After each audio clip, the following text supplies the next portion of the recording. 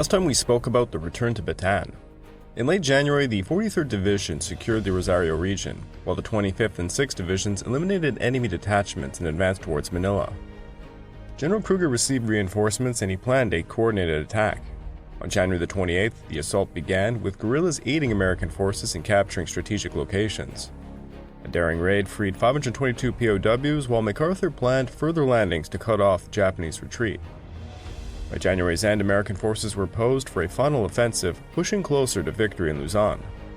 The Zigzag Pass became a fierce battleground where Colonel Nagayoshi's well-camouflaged defenses faced relentless assaults from American forces. Despite challenges, the 129th and 20th Regiments made strategic gains, while the 35th Regiment maneuvered through treacherous terrain. Meanwhile, paratroopers from the 511th struggled with scattered landings, but they managed to secure key positions. As the fighting intensified, the Allies prepared for a decisive invasion of Iwo Jima, aiming to establish a stronghold for future operations against the Japanese home islands. This episode is the Battle of Manila.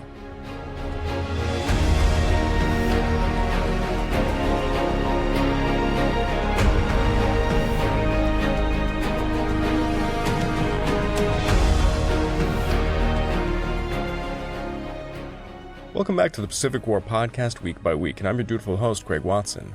But before we begin, I just want to remind you all that this podcast is only made possible through the efforts of Kings and Generals over at YouTube. Perhaps you want to learn a bit more about World War II?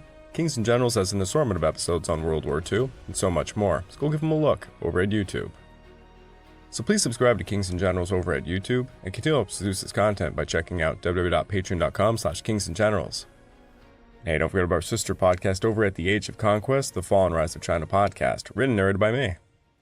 And if after all that, if you're still hungry for some more history, why don't you check out my personal channel, the Pacific War channel found over at YouTube, and Echoes of War, my newly titled podcast on all podcast platforms. Over on YouTube, I released a rather silly episode. It's a retrospective on Deadliest Warrior, if you remember that show. And over on the podcast, I just released 2 episodes covering the Napoleonic-era battles, the Battle of the Nile and the Battle of Rivoli. If you'd like to further support me, please check out my YouTube membership or my Patreon account at www.patreon.com/thepacificwarchannel. By joining either, you get access to the exclusive podcast series, early access to all the content I make, and voting rights for the subjects I will tackle next. The latest exclusive podcast over there is the story of how Norwegian saboteurs ruined the Nazi nuclear program of World War II. So, if that's of interest to you, go check it out. As we had left off last week, by February the 3rd, General Iwanaka's 2nd Tank Division was fending off assaults from the 6th and 25th Divisions in the San Jose area, but they were on the verge of being encircled. Meanwhile, General Griswold's 14th Corps had successfully taken control of Clark Field, and now was reorganizing for a final offensive against the Kemble Group. General Hall's 11th Corps had landed on the Bataan Peninsula and was engaging in combat with the Nagayoshi detachment at Zigzag Pass. Additionally, General Swing's 11th Airborne Division had landed on Nasugbu and had successfully captured Tagaytay Ridge in preparation for an advance towards Manila from the south. The 37th and 1st Cavalry Divisions were advancing on Manila from the north, while the latest 2 flying columns reached the outskirts of the Filipino capital. By this stage, the capital was defended by Admiral Iwabuchi's Manila Naval Defense Force, which had consolidated its forces into 3 primary operational sectors. The Northern Force, led by Colonel Noguchi Katsuo, responsible for the Intramuros on the south bank, and all areas of the city north of Pasig. The Central Force, commanded by Iwabuchi himself, encompassing all of the metropolitan Manila areas south of the Pasig River and extending inland to the Guadalupe area. And then there was the Southern Force under Captain Terose Taksue, covering Nichols Field and Fort McKinley's sectors, as well as the Hagonoy Isthmus. Iwabuchi intended for the Noguchi force to retreat to the Intramuros after disabling the passage bridges, while the other units carried out extensive demolitions of military infrastructure, including the port areas, bridges, transport systems, water supply, and electrical installations. However, since the Japanese did not anticipate the Americans' arrival for another 2 weeks, they were pretty ill-prepared to execute these missions or launch any significant counterattacks. Recognizing that the cavalry units were 12 hours ahead of the 148th Regiment, Griswold authorized General Mudge to enter the city. Consequently, late in the afternoon, the 8th Cavalry's flying column encountered minimal resistance as it crossed the city limits and advanced towards the gates of Santo Thomas University, where nearly 4,000 American and Allied civilian internees were being held, facing severe shortages of food and medical supplies. Upon their arrival at Santo Tomas, the advance elements of the 8th Cavalry A medium of the 44th Tank Battalion, serving as a battering ram, broke through the gates of the campus wall. Inside, the Japanese Army Guards, most of them being Formosan, put up little fight, and within a few minutes, some 3,500 internees were liberated amidst the scenes of pathos and joy none of the participating American troops will ever forget. But in another building away from the internees' main quarters, some 60 Japanese under Lieutenant Colonel Hayashi Toshio, the camp commander, held as hostages another 275 internees, mostly women and children. Hayashi demanded a guarantee for safe conduct from the ground for himself and for his men before he would release the internees.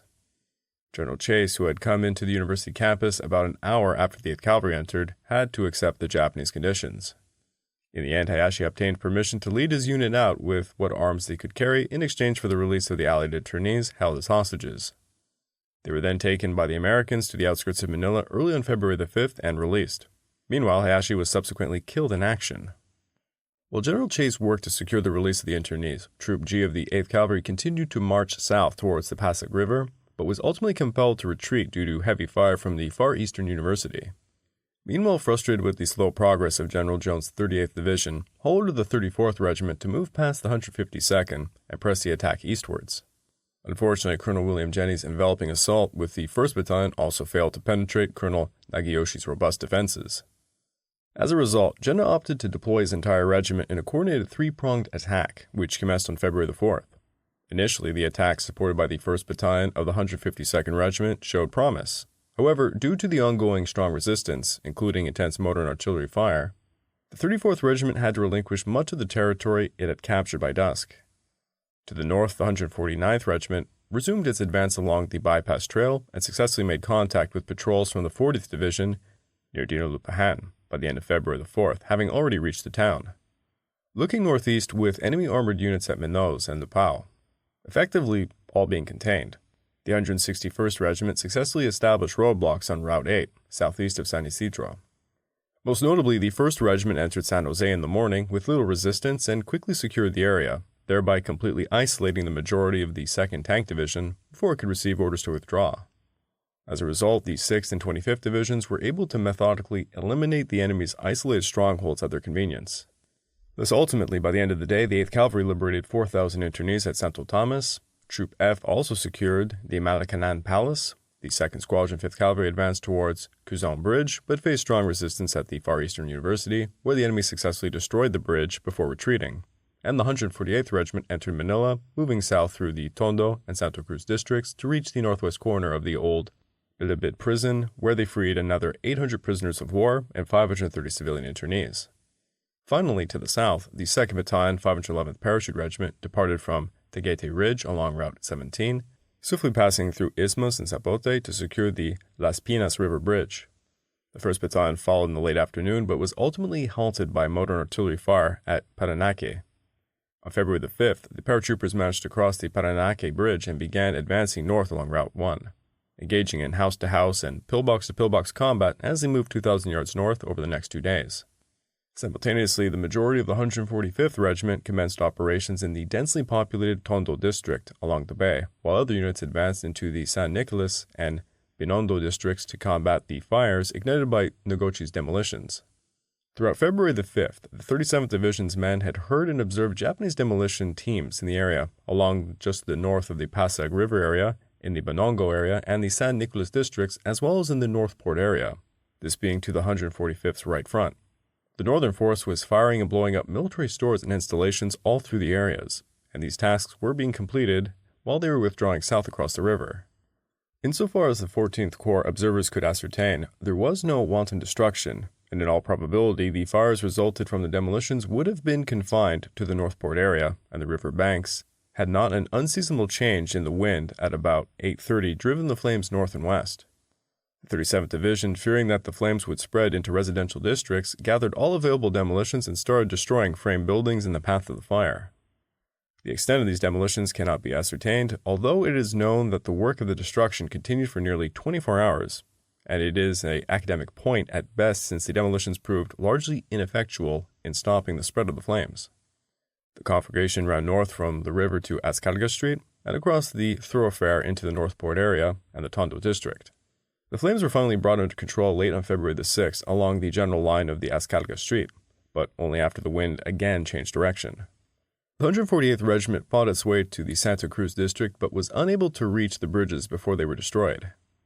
The 5th and 8th Cavalry Regiments cleared the eastern part of the city north of Pasig with minimal resistance, and the 7th Cavalry secured the Novaliches Dam and the Balearia water filters, which were found intact but rigged for demolition. To the northwest, the battle for Zigzag Pass continued.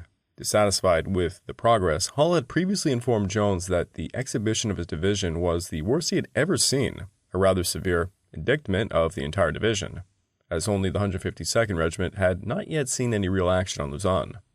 Furthermore, the 152nd was a green unit that had been in combat scarcely for 48 hours since February 2nd. Nevertheless, as he believed that the 152nd had at most encountered only an outpost line of resistance, that the principal Japanese defenses lay a mile or so east of the Horseshoe, and that the 152nd had found, quote, nothing that an outfit ready to go forward could not overcome quickly, Hull assumed direct control over the 34th Regiment for the main assault, and left only the 152nd under Jones' command, which was to follow the 34th through the Zigzag area to mop up the bypass pockets of Japanese resistance. Yet the fighting at the Horseshoe on February the 3rd and 4th was equally disappointing, costing the 34th some 41 men killed, 131 wounded, and 6 missing, while on the same days the 152nd lost 4 men killed, 48 wounded, and 1 missing. The 34th had extended the front a little to the north of the Horseshoe, and a bit east of the eastern leg, but neither the 34th nor the 152nd had made any substantial gains beyond the point the 152nd had reached on February the 2nd. The Japanese still held strong positions north of the Horseshoe, and they still controlled the northeastern corner and about half of the eastern leg. The 34th's greatest contribution during the 2 days, perhaps, was to have helped convince Hall that the Japanese had strong defenses throughout the Zigzag area, and that the regiment had indeed reached a Japanese main line of resistance. It had not been until the evening of February the 4th that Hall was convinced that the 34th and 152nd Regiments had encountered a well-defended Japanese line. Hall then instructed Jones to launch an eastward attack with all available forces. Although the initial phase of the attack was promising, the 2nd Battalion of the 34th Regiment became trapped and had to retreat. After sustaining significant casualties, Jenner ordered the 1st Battalion to fall back as well and halted the 3rd Battalion's advance. This left the 152nd Regiment, which achieved considerable progress and cleared much of the northern and central sections of the ridge. However, its 1st Battalion was ultimately ambushed at close range and forced to retreat in chaos during the night. The following day, due to the heavy losses, the 34th Regiment was withdrawn from combat, and the reserve 151st Regiment was deployed to support the 152nd. The 2nd Battalion of the latter was also pulled back from the southeastern corner of the Horseshoe as artillery focused on Nagayoshi's defenses. Nevertheless, at noon, Hall called for another assault, prompting Jones to reluctantly advance the 152nd Regiment, with only its 3rd Battalion making significant headway against the northeastern corner of the Horseshoe. Hall had already made his decision. He relieved Jones and appointed Brigadier General Roy Easley to take temporary command, with General Chase scheduled to arrive on February the 7th to lead the 38th Division. Looking westwards after a week of securing previously held areas, General Brush had positioned the 185th Regiment in the north and the 108th Regiment in the south, with the 160th Regiment maintaining its positions at Storm King Mountain in preparation for a renewed assault on the Kembo Group. However, before the divisional attack could resume, the 160th Regiment became engaged in a fierce battle for McSeveny Point, which was finally secured by dusk on February the 8th. After fending off several Banzai-style counterattacks, the Americans learned on February the 10th that the Takaya detachment had retreated. Meanwhile, the 185th began its advance towards Snake Hill, north on February the 7th, taking 3 days of intense fighting to capture half the ground leading to its objective. The 108th also moved westwards on February the 8th, making slow progress as it cleared paths to the Japanese hill strongholds. Further northwest, the 6th and 25th Divisions were conducting mop-up operations in the San Jose sector. By February the 6th, the 20th Regiment's pressure on Minoze had resulted in the destruction of nearly 35 tanks, although another 20 remained operational. The next morning, Colonel Ida finally attempted to escape via Route 5. However, the entire Japanese column was successfully destroyed while the 20th Regiment secured Minoze. At La Pau, the 35th Regiment continued to push the Japanese garrison into an increasingly confined area. As a result, on the night of February the 7th, the defenders attempted to flee, with 5 tanks successfully breaking through the 35th's perimeter. The dismounted Japanese forces in the town dispersed, and by noon on February the 8th, the 35th had taken control of La Pau with minimal resistance. Meanwhile, the Japanese garrison at San Isidro had retreated before the 161st Regiment could capture the town on February the 6th. The 63rd Regiment successfully took Rizal on February the 7th, while the 20th Regiment secured Bongabon and cleared the route to Cabatuan on February the 8th. Strong patrols were then dispatched towards Degalen and Beller Bays, which were found deserted by February the 12th. Back in Manila on the 7th, the 37th Division assumed control of the eastern part of the city, while cavalry units advanced beyond the city limits to clear the suburbs east of San Juan River, with the 8th Cavalry pushing towards San Juan del Monte despite heavy resistance. Most notably, under a strong artillery barrage, the 148th Regiment crossed the Pasig River in assault boats facing intense machine gun, motor, and artillery fire. Despite this fierce opposition, 2 battalions managed to assemble in the Malacanan Gardens area by the end of the day. Further south, the 511th Parachute and reinforced 188th Glider Regiment launched an unsuccessful coordinated attack on Nichols Field. And over the next 2 days, the 511th secured a narrow strip of land between the Paranaki River and the western runway of the airfield, overrunning some defenses at the northwest corner, while the 188th struggled to gain any ground in the south and the southeast. On Zigzag, Chase managed to deploy 3 regiments for the initial assaults, with the 151st and 152nd Regiments attacking from the west, while the 149th Regiment advanced from the east. The 5th Air Force initiated an extensive bombing and strafing campaign against the pass, and the Corps and Divisional Artillery increased their support fire. Despite this, the Japanese stubbornly held their ground, and it wasn't until the evening of February the 8th that the 151st and 152nd Regiments overcame the last significant defenses near the Horseshoe area. On that day, the 7th Cavalry captured the San Juan Reservoir, and the 8th Cavalry successfully attacked San Juan del Monte, completing the area's reduction as the defenders retreated towards Montalban. The 145th Regiment launched a final assault on the Tondo District pocket, which would be completely eliminated the following day, while the 148th Regiment cleared the Pandacan District with minimal resistance. The 129th Regiment crossed the Pasig River in the afternoon and moved west towards Provisory Island, which was halted by heavy fire at the Estero de Tonque.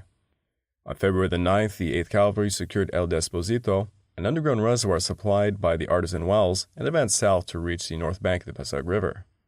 The 148th Regiment began clearing the Paco district, but failed to eliminate a strongpoint at Paco Railroad Station and the nearby Concordia College and Paso School buildings. Meanwhile, Company G of the 129th Regiment managed to cross Provisor and entered the boiler plant, only to be quickly repelled by a Japanese counterattack. After an improvised evacuation overnight, with close support, so close that 15 survivors had to keep prone from the 2nd Division's mortars, Company G's isolated group hung on for the rest of the day while the battalion made plans to evacuate them so that artillery could strike the island. After dark, Company G's commander, Captain George West, swam across the Estero de Tonque, dragging an engineer assault boat behind him. Although wounded, he shuttled his troops back to the east bank in the dim light of flames from burning buildings on the south of the island. When a count was taken about midnight, Company G totaled about 17 casualties, 6 men killed, 5 wounded, and 6 missing, amongst the 18 men, including Captain West, who had reached Provisory Island during the previous 18 hours. Despite facing strong resistance, Company E successfully crossed and captured the eastern half of the boiler plant. The Americans gradually cleared the remainder of the boiler house, but every attempt to venture outside drew fire from all available Japanese weapons in range of Provisory Island. At the same time, the 148th Regiment finally secured the Paco district, after the enemy abandoned their stronghold during the night, allowing the Americans to gain control of the east bank of the Estero de Paco. The 1st Battalion of the 129th Regiment advanced both to Estero and to Estero de Tonque. The 8th Cavalry crossed the Pasig River, establishing a bridgehead about 1,000 yards deep in the Philippine Racing Club area, while the 5th Cavalry moved alongside the 8th, encountering only scattered resistance as they crossed the Pasig at Makati. Swing's forces consolidated their gains and established a solid line from the northwest corner to the southwest corner of Nicholas Field, eliminating the last Japanese resistance on the western side, while elements of the 511th Parachute Regiment advanced along Route 1, nearly a mile beyond the field's northwest corner. On this day, the 11th Airborne Division came under the control of the 14th Corps, with Griswold ordering Swing to maintain pressure on Nichols Field without launching a general assault towards Manila. However, that is it for the Philippines for today, as we're now shifting focus over to Bungayville to cover the ongoing Australian offensive there. Following the capture of Pearl Bridge, Brigadier Stevenson's 11th Brigade assumed control of the central and northern sectors, while General Bridgefort's 3rd Division focused its efforts on Jabba River's region to prepare an offensive southwards. By the end of December, the 15th Battalion had landed in the T Vera River area. The 47th Battalion launched an attack upon the Jabba River area to disrupt enemy forces. Within the first week of January, Brigadier Monaghan redeployed his troops. with the 42nd Battalion and the 2 and 8th Commando Squadron taking over from the 47th to enable its movement down the coast to support the 15th Battalion. As a result, the Australians swiftly occupied the mouth of the Adeli River and secured the T Vera area. By January the 12th, the 47th Battalion had advanced to the mouth of the Hupai River. However, with the Japanese seemingly reinforcing the Kupang-Nigatan-Mende area on the Australian flank, Monian decided to slow his advance while the 2 and 8th Commandos conducted reconnaissance towards the Bagana River. With no threats emerging, the 42nd Battalion relieved the 47th on January the 17th and advanced unopposed to Mauraka. Within the subsequent days, a long-range patrol from the New Guinea Battalion landed by sea and moved forward to the Motupina Point, where they caught a Japanese listening post by surprise. While Monaghan awaited relief from Brigadier Field's 7th Brigade in late January, patrols ventured deep into the Sisiroya area and continued to scout beyond Mauraka. Meanwhile, the 2 and 8th Commandos moved to Saveli Mission and patrolled the mountains towards Kita, occasionally assisting the Kapi Kapi people in their guerrilla warfare against the Japanese. While the 11th Brigade concentrated in the northern operations, patrols generally guided by native police were sent out for about 1 day to 6 days to probe forward through the bush. The 11th Battery relieved the 10th and replaced its short 25-pounders with long 25-pounders, and with their greater range, this would allow them to support deeper patrols more effectively. From posts on Pearl Ridge and Canine's Ridge, observers directed the bombardment of the Japanese positions on the slopes beyond. The firing of the guns far below at the foot of the Loroma Escarpment could not be heard at Pearl Ridge, and the only warning that the Japanese had was the brief whistle of the approaching shells.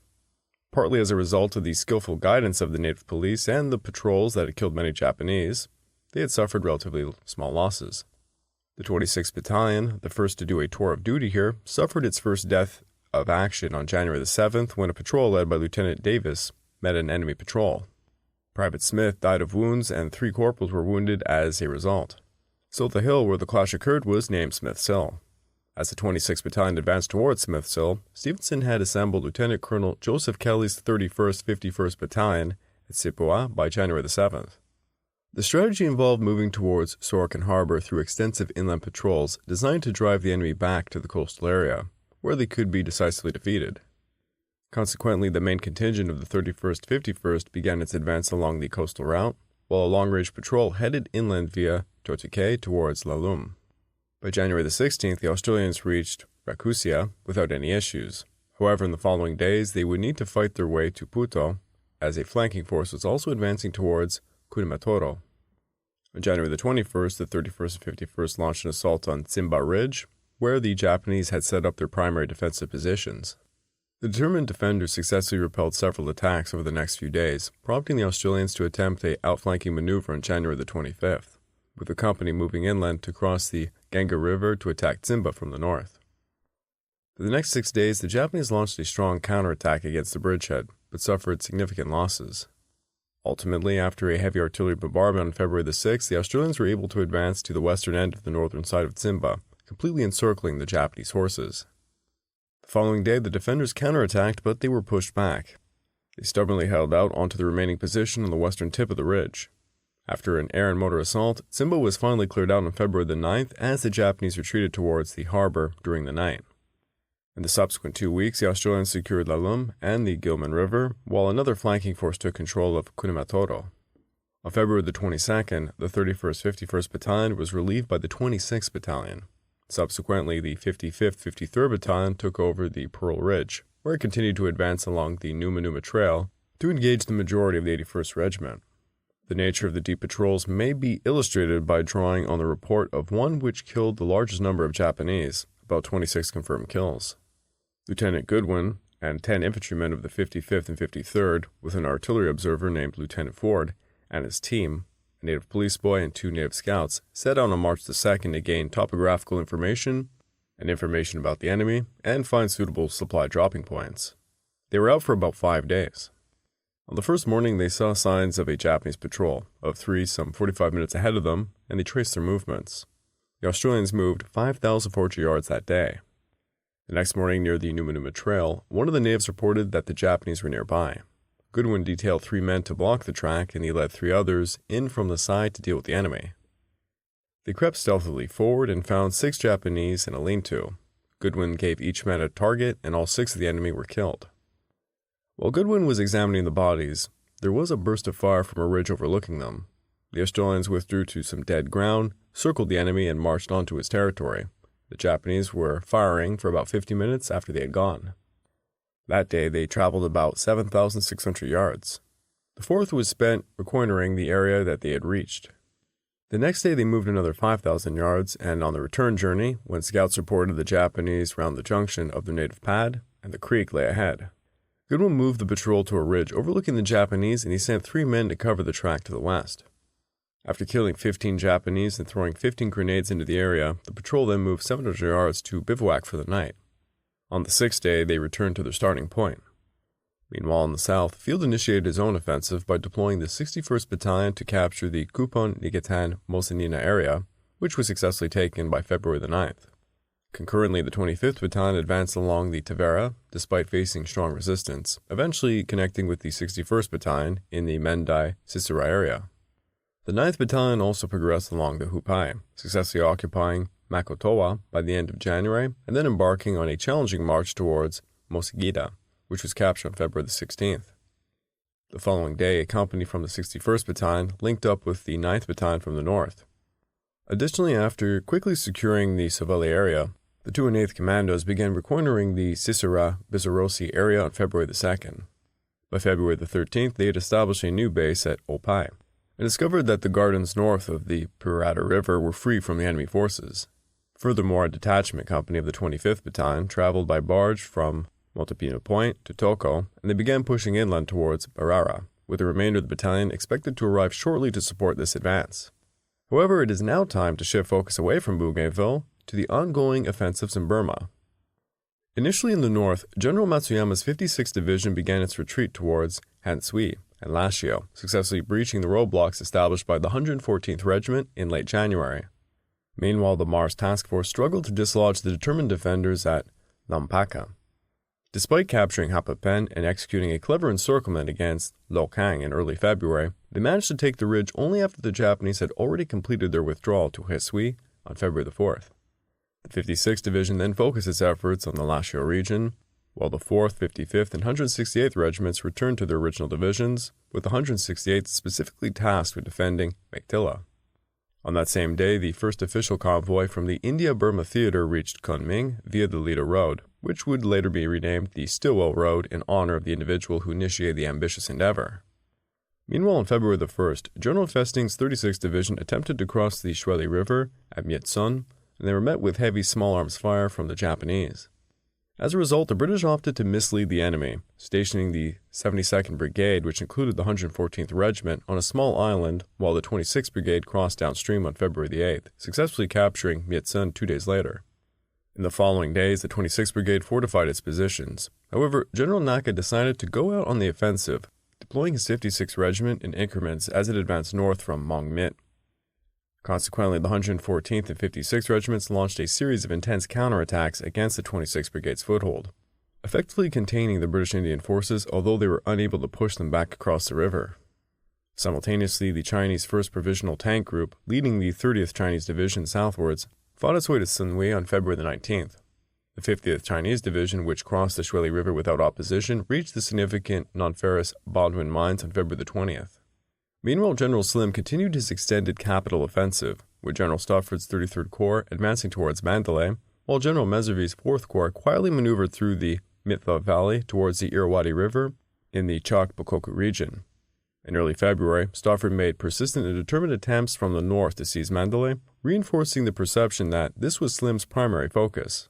By February the 12th, General Gracie's 20th Indian Division had also arrived at Alagappa, where the 80th Brigade promptly began crossing the Irrawaddy.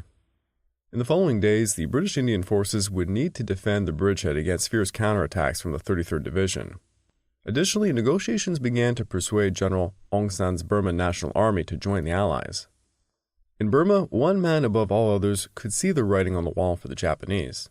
The Allies received news on January the 1st that the Burmese military leader, General Aung San, and his Burmese National Army, the BNA, would be prepared to switch sides. An operation by Special Operations Executive, the SOE, codenamed Nation, was launched to liaison with the BNA and the leadership of another group, the Anti-Fascist Organization, and this was to facilitate the delicate transfer of loyalties. The first parachute drop of agents was to Toungou on January the 27th, and it comprised an all-Burmese force. It was reported that the BNA, or significant parts of it, was ready to turn, but that the AFO needed arming. A team parachuted into Burma on March the 20th and reported that action by the BNA would begin in a week. Now at the same time, General Evans' 7th Indian Division was advancing towards the Irrawaddy, aiming to cross the river at Toungou. Comprehensive deception tactics known as Operation Cloak were implemented to disguise the Toungou crossings. The 28th East African Brigade feigned a southwards movement to reclaim Chok and the Yanang oil fields, and dummy parachutes were dropped to carry out east of Chok to support this ruse. The 114th Indian Brigade also exerted significant pressure on Pokoku to create the impression that the crossings were planned there as well.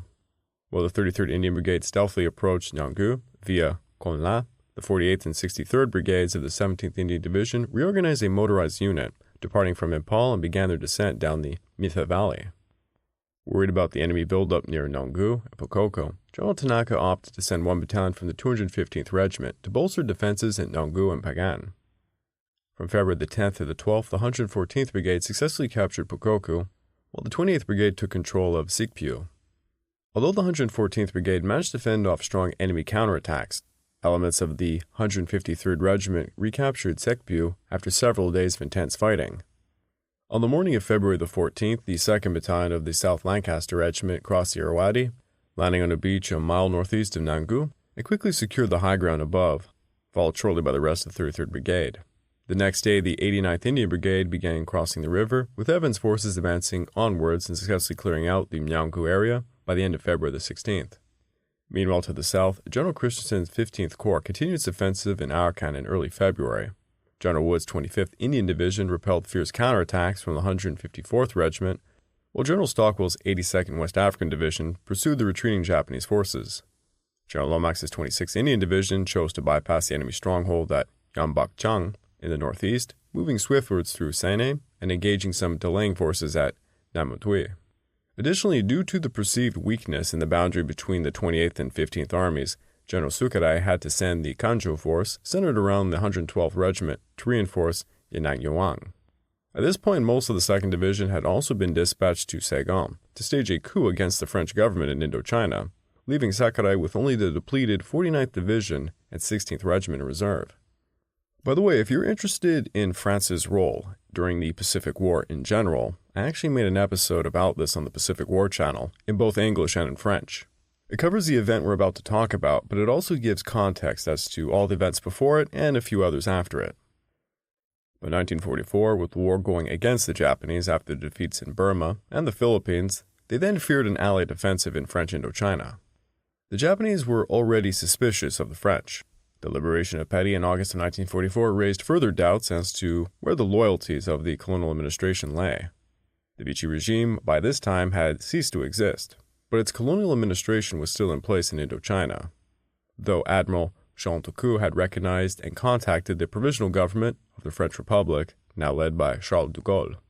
Tocqueux got a cold response from de Gaulle and was stripped of his powers as governor-general, but was ordered to maintain his post with orders to deceive the Japanese. However, instead, Tocqueux's army commander, General Eugene Maudan, secretly became the provisional government's delegate and the head of all resistance and underground activities in Indochina. Following the South China Sea raid in January of 1945, 6 U.S. Navy pilots were shot down but were picked up by French military authorities and housed in the central prison in Saigon for safekeeping. The French refused to give the Americans up, and when the Japanese prepared to storm the prison, the men were smuggled out. The Japanese then demanded their surrender, but Tocqueux refused, so Lieutenant General Tsuchihashi Uetsu, the Japanese commander of the 38th Army, decided to begin preparations for a coup against the French colonial administration in Indochina. As a result, he chose to send the Kamu detachment, centered around the 55th Cavalry Regiment, to Le Batin to bolster his reserve forces, which also welcomed the arrival of the Sakura detachment to Proma. Meanwhile, Lomax's troops successfully captured Ramri village on February the 8th, forcing the Japanese defenders to retreat chaotically to the mainland. And I gotta say it here because this episode, unfortunately, is not covering what is infamously known as the Ramri Island Massacre. But for those of you who are wondering, this is that so-called event where thousands of saltwater crocodiles reportedly ate thousands of Japanese. It's not actually true, mind you. I have an episode over at the Pacific War Channel that does a thorough investigation into this myth. And I can honestly say I think I'm the only guy on YouTube who's actually telling the real story. I highly recommend checking out the episode. I also have a podcast on the same subject. So please, if you're interested, go check out the Ramree Island Massacre myth. The remainder of the month was spent clearing the rest of the island. Consequently, Stockwell was instructed to bypass Kanga and to initiate an advance towards Han. However, by February the 15th, the 154th Regiment had started to withdraw to positions west and north of the Adeli River, while the Matsue detachment hurried towards Tamandu, the very next target for an amphibious assault. I'd like to take this time to remind you all this podcast is only made possible through the efforts of Kings and Generals over at YouTube. Please go subscribe to Kings and Generals over at YouTube and continue to help us produce this content by checking out www.patreon.com/kingsandgenerals. And hey, don't forget about our sister podcast over at The Age of Conquest, The Fall and Rise of China podcast, written and narrated by me. And if after all that, if you're still hungry for some more history, why don't you check out my personal channel, the Pacific War Channel found over at YouTube, and Echoes of War, my newly titled podcast on all major podcast platforms. As I mentioned in this episode, if you're interested in hearing more about the French role during the Pacific War, or the Ramree Island Massacre myth, please go check out my respective episodes both on my podcast and YouTube channel. And if you'd like to further support me, please check out my YouTube membership or my Patreon account at www.patreon.com/thepacificwarchannel. By joining up, you get access to the exclusive podcast, early access to all the content I make, and voting rights for the subjects I will tackle next. The latest exclusive podcast is the story of how Norwegian saboteurs ruined the Nazi nuclear program during World War II. And again, a big thanks to all of you who have already joined up. It means a lot to me. The battle for Manila was just kicking up. Over 4,000 internees at Santo Tomas had been rescued, and hard-earned victories were being won over the formidable Zigzag Pass. Meanwhile, the efforts on Bougainville and in Burma continued against fierce and stubborn Japanese resistance.